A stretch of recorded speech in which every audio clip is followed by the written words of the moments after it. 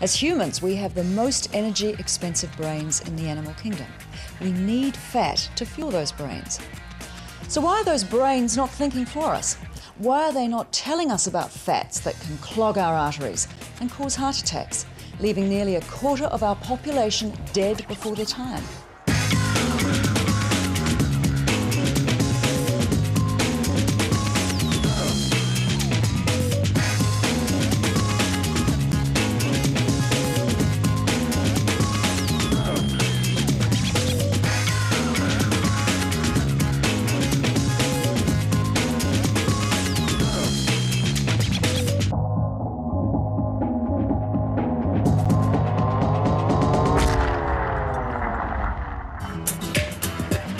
Rex Pierce doesn't look like a man with health problems.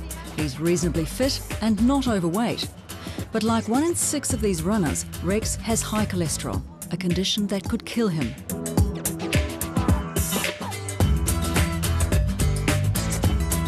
A few of the guys that I've known around my age have had heart problems, and you hear of people sort of just dropping dead in their 40s and 50s out of the blue, and I'm really not keen for that to happen, obviously. As a father of 2 young children, Rex was hardly thrilled to be told by his doctor 3 years ago that he had a cholesterol level of 7. Within a year, that had risen to over 8. A healthy level of cholesterol for adults is between 3 and 5. At Rex's level, he's dicing with death. So what has Rex got to do? He's got to monitor it forever. You know, high cholesterol kills. End of story. And Rex may have come closer than he knows. Wife Monica was concerned when she noticed some symptoms of artery problems. Well, I just noticed that he had these little yellow spots just sort of developing by his eyes, which I'd kind of known. I used to be a nurse, and when we had patients coming in with chest pain, one of the things we used to check for was whether they had these little spots. They're called xanthoma, and it was a bit of an indication that they might have a high lipid count, so I suggested to him that he should go and see his GP. And it's time to call our medical experts, the Health Hazard Team.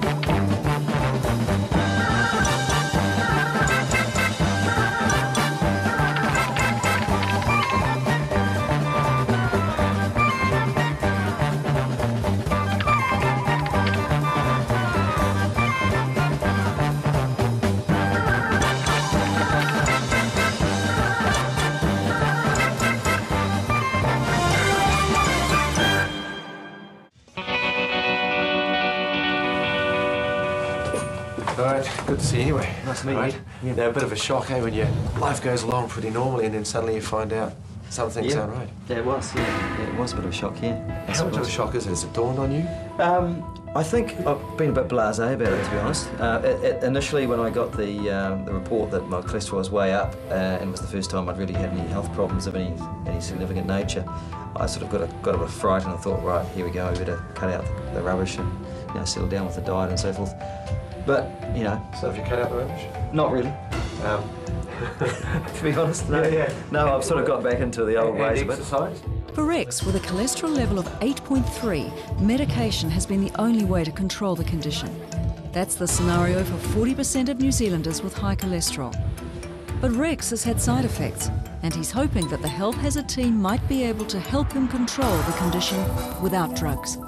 I found I was getting a bit listless with using the product, and whether that was because of the product, I don't know, but that was enough for me to sort of say, oh, no, let's leave it alone. So what is cholesterol? It's a waxy substance found in human tissues. It aids with the digestion and absorption of fats throughout the body. But there are 2 kinds of cholesterol: high-density lipoprotein, HDL, and low-density lipoprotein, LDL. And too much of the LDL, or lousy cholesterol, can lead to heart disease. The fats build deposits of plaque on your artery walls, choking off the blood flow. If they crack open, the leaked toxins cause blood clots, completely blocking the artery, triggering a heart attack. For most of us, the risk factors for cholesterol are controllable.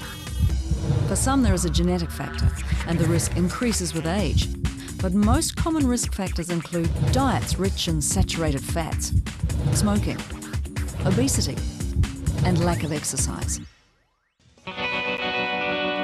Going through his diet, you know, there's lots of things that have crept in, like, you know, pies and pastries and full-fat dairy products, ice cream, all those sorts of things, that he's having on a regular basis. There's a bit of a myth out there that exercise is sufficient. You can just do the exercise. He could be running 20k races, half marathons, and not have to worry about what he eats, and his cholesterol will be fine. That's quite a common thing. I see a lot of people that will come in, or a lot of guys, you know, maybe middle-aged, that have suddenly been diagnosed with high cholesterol, and they think, well, that's not right, you know.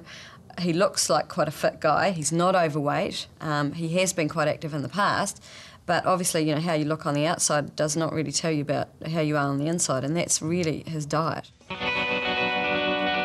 Rex presents with raised cholesterol and sort of total cholesterol, LDL, lousy cholesterol, is low in the high-density lipoprotein and raised triglyceride.